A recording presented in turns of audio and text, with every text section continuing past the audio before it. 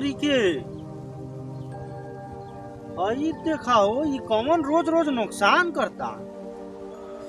और ऐसा जो गजरिया, अरे बाप रे बाप इतना नुकसान करता ही। अरे दादा हो दादा है सब गजरिया सजो उठा ढले बा कौन है। अब इन मोटानो ना भइल बा। बिरजुआ ससुरा रहा ला कहाँ दिनवा भर। बिरजुआ ए बिरजुआ, बिरजुआ रे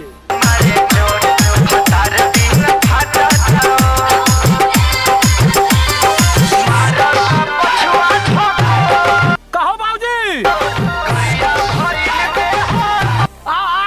आवत है।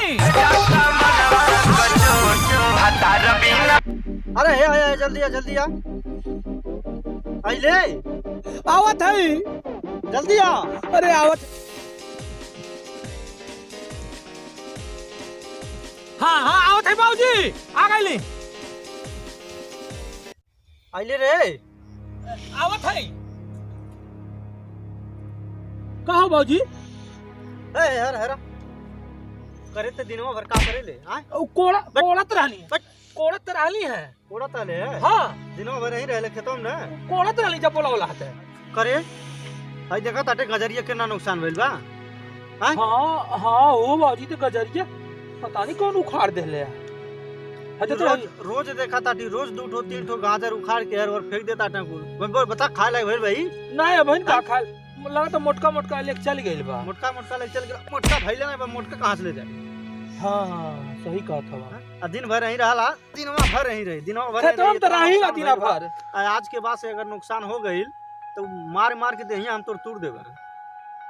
ठीक बा अब रखाई बेदम एक खेतों में जेबा रखाई बेदम कहीं अगर डोल गइले तो मार के हम हाथ गोड़ तोड़ देब तोरा।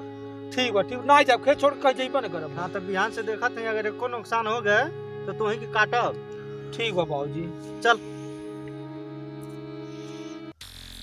ए भैया तुम पर न जानत हवा कि चोरवा कौन है। बतावा हो इस ससुरा पता नहीं कौन है आवता रोज उखाड़ के चल जाता। अब बाबूजी रोज हमके धोवत है। आज चलते ढूका लगत है। हाँ इस ससुर ने तो रोज रोज के इनके जन परकल बाटे हैं। अगर आज मिल गई न तो वो धोब काटब उनकी कि उनकर आज हालत खराब हो जाएगी।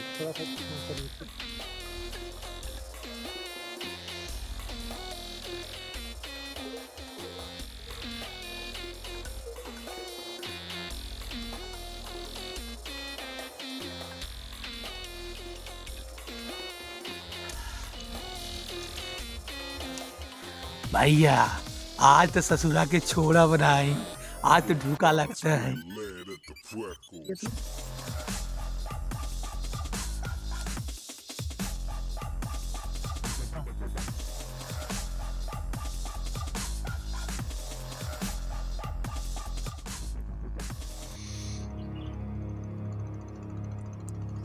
बिरजुआ ए बिरजुआ। बाबूजी तू कितनो बोलई बा आज हम एमी से निकलब नहीं। आज हम चोर पकड़ के रहब। छोड़ा बनाई आज। ए बिरजुआ कहाँ चल गेल भाई। कहली है कि खेत रखावे के आई देखत है अजूबो गइल कोनो। अरे तो आते अगर नुकसान हो गइल आज तो इतना मारब इनके मार दे हम इनके सोच कह दे बाद कहाँ चल गेल। यही से तो नुकसान हो जाता हम समझ ना। अब देखा ताटी अब हम ही चोरवा पकड़े के पड़ी हैं। ऐसे कुछ हो नहीं पाई। ये ससुरा खाली हर भर के चक्कर में मस्त रहता। न खेत देखे के बा न घर देखे के बा। हर चीज़ ये नुकसान कर देता। यही वजह सब समस्या होता। अब देखा तो हम ही के अब चल ताटी हम ही आज ढूका लगब। ससुरा मिल गई ना तो मारब उनके जहिया सोच के।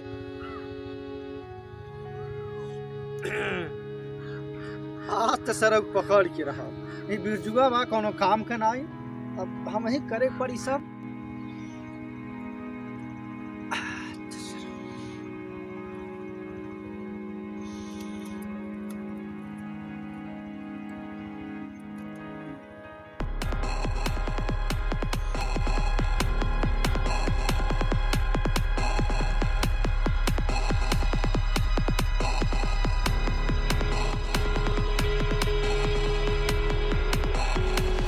कौली अगोरी हो कब से अगोरा तो वहीं ले आए नहीं आए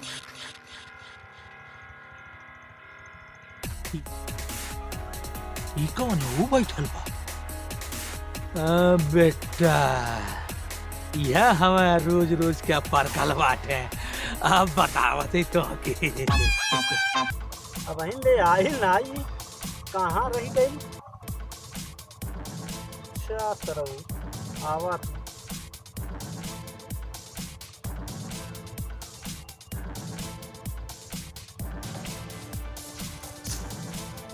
अरे ससुर नहीं थे छटपटाट रुक जा कहाँ वहाँ किया उठ उठ उठ उठ उठ उठ उठे उठे उठे बड़ी मरवल बहुत मरवल यहाँ चले किनारे अरे ससुर अरे तू छटपटाई बा बेरजू का बानर है आई आई आई आई आई आई आई आई आई बड़ी मरवले आई आई आई आई बड़ी मरवले आते थे हमें दादा अब हम तो किधर मरवाई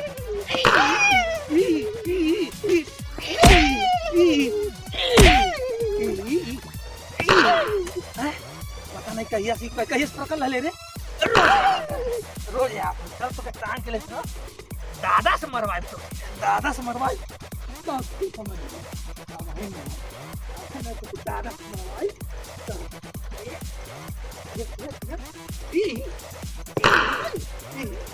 बड़ी मरवाए बहुत मरवाए ए बाबूजी आवा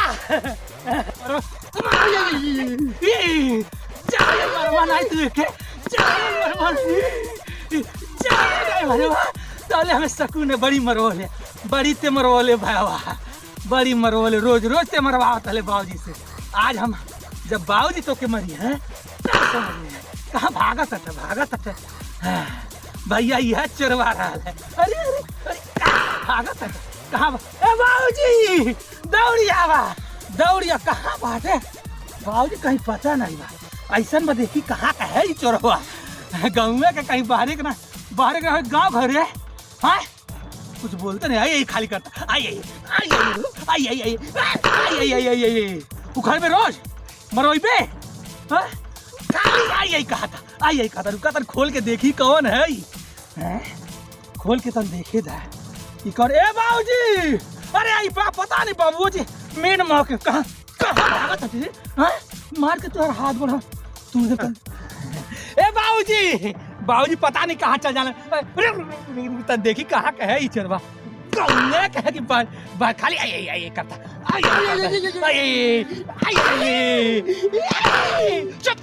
रोज रोज बड़ी मरवले आज तो हम बाबूजी से मरवाए तब ने तो के समझ में आई रुक देखी कहाँ की चरवा है